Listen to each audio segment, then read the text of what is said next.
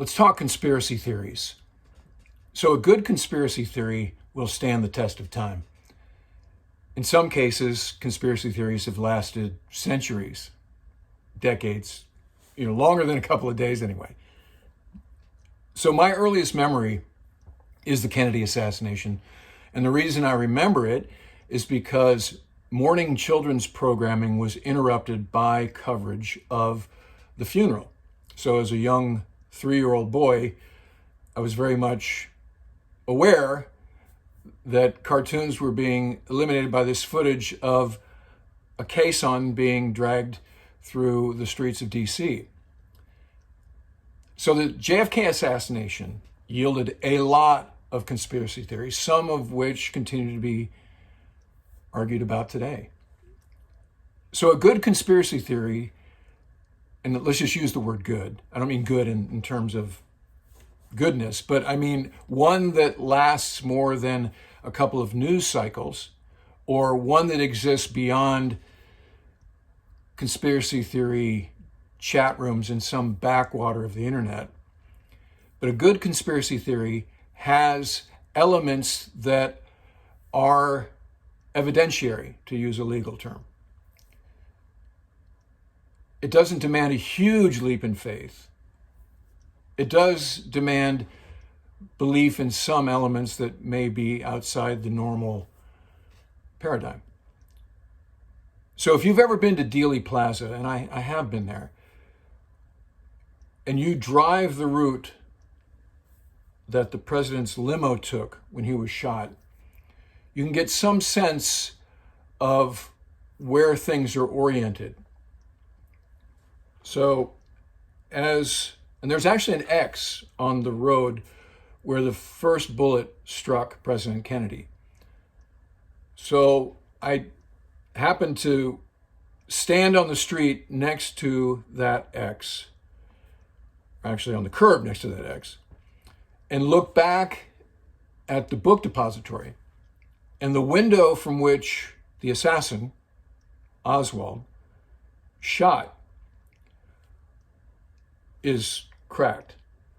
And so you can see how he could have put a sniper rifle out, took a shot, reloaded, took another shot in the time it took from the first X to the second X. Right? That's believable. At the same time, the assassin would have to seriously know how to, in a bolt action rifle, how to reload in a hurry. Okay, so it starts to introduce, was this something that Oswald learned when he was in Russia? He was a Marine. And this introduces the idea that there was more than one shooter. So book depository, grassy knoll, the Zapruder tape, which you do the slow-mo tick-tock. First bullet hits him in the throat, bounces around, hits Governor Conley. Second one, pretty grisly, takes off the top of his skull. And in that conspiracy theory, the experts argue about the way his head moves suggests that the orientation of the shots were from two different angles.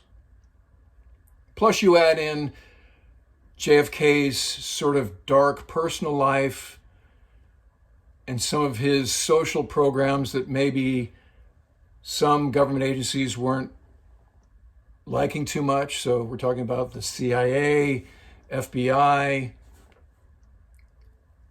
Again, he was well known as a philanderer, Marilyn Monroe and all kinds of other women coming in and out of the White House. So a lot of people had, in theory, motivation to assassinate him. So this yields these conspiracy theories, and they go on and on and on. Another conspiracy theory that was near and dear to my heart involved the Beatles. So there was a theory that was teed up in the late 60s that Paul McCartney had died. Paul is dead. So at that time, I was a huge Beatles fan. And along with this theory, there was some evidence. There were clues. So let's go over a few of those. So here's the first Beatles album I ever got. I got it for my 4th birthday. You can see the masking tape around the edge, and you can see I drew on it here. And this is a high fidelity stereo recording. It has scratches and everything. So I got this when I was 4 years old, right? I love that image. It's very iconic, right? The Fab Four on Ed Sullivan, right? With the cool, you can see John's got his Rickenbacker, George has got his Gretsch, Paul's got his Hofner bass, got the cool Beatle boots going on, that drum set and that logo. Amazing, right? So that's where it all started for me. And in a future episode, I wanted to talk about the influence of the Beatles. But let's just talk about this Paul is dead, this evidence, right? So apparently Paul died in a car crash. And some of the evidence, here's the Magical Mystery Tour album. They said if you look at this picture of George sitting cross-legged, behind him you can see there's a car, an automobile. And this is supposed to be documentation of that car crash. And then over Paul on the cover of Sgt. Pepper is a hand, which is supposed to indicate death. And then on the back cover, Paul is the only one with his back turned. Here's my copy of the White Album. It's kind of beat up, right? I got this for my 9th birthday. And in fact, on the wall behind me, you can see these are the portraits that came with the album.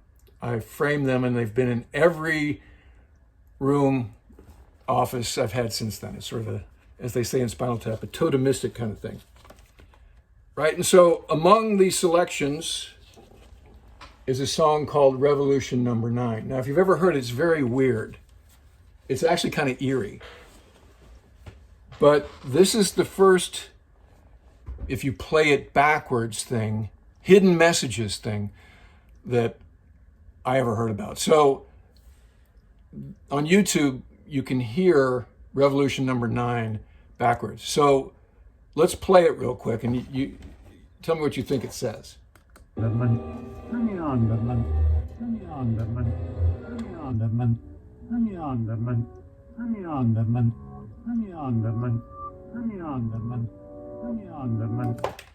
that's number 9, number 9, number 9 backwards. And supposedly, and I can hear it, but it says, "Turn me on, dead man." So I actually did that on a turntable, a little portable turntable that I had, put the White Album on and went backwards on Revolution Number 9 and kind of heard that. So it's like, wow, that's weird, right? And then the last major bit of evidence was this famous cover. This is my copy of Abbey Road, right? So Paul is barefoot and out of step here.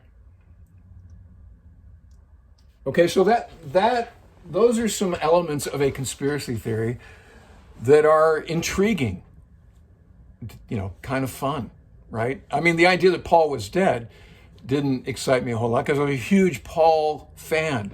I think everybody who follows the Beatles associated with one member over all the others. You have John guys and you have Paul guys. I was a Paul guy. I loved his hooky tunes and so forth and so on, right? I think he's my favorite Beatle, fully respecting everybody else and the alchemy of the band. Okay, so the idea that Paul was dead in 1969 was very upsetting to me. So obviously it turned out to be false, right? But it had legs, Other conspiracy theories like Elvis isn't dead. He's been cited places, right? And they point to things like, his name is misspelled on the gravesite at Graceland. Aaron is misspelled. Jim Morrison, they claim there is not a body in that gravesite in Paris and that he's actually alive. And by now he'd probably be dead anyway. But, there's evidence. So sloppy conspiracy theories don't have evidence. Recently, the Trump defense team, headed by Rudy Giuliani, offered a sloppy conspiracy theory in that there's no evidence, and it just demands belief in one huge fallacious fact in order to give it legs.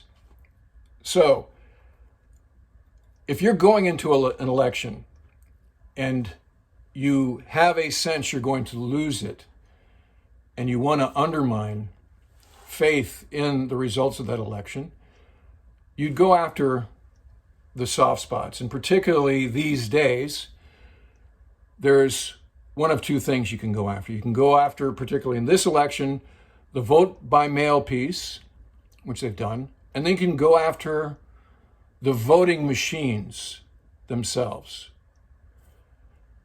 So we now have in the popular lexicon awareness of this company called Dominion Voting Services, a company that's been around since 2002. They've run hundreds of elections worldwide, and they've run hundreds of American elections at all levels, local, state, federal, without any incident.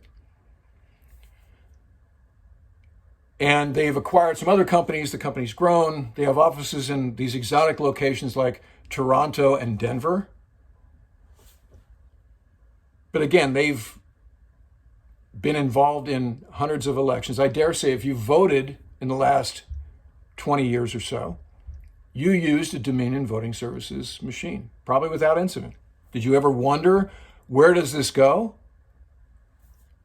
So, during testimony about the fact that the results of the election are invalid and fraudulent, Rudy Giuliani claimed that when you voted on a Dominion voting systems machine, your vote was transmitted to Venezuela, where a vote for Biden was tabulated as a vote for Trump, was tabulated as a vote for Biden. He also brought up Hugo Chavez for some reason, who's been dead since 2013, and some other elements that are totally laughable in terms of this conspiracy theory. So this is not a good conspiracy theory as far as these things go. It's DOA because it's so fallacious. It's so ridiculous. It's lazy. And only the believers are on board for this idea, right? So it can be dismissed by serious people, and it's not going to change the outcome of the presidential election. However,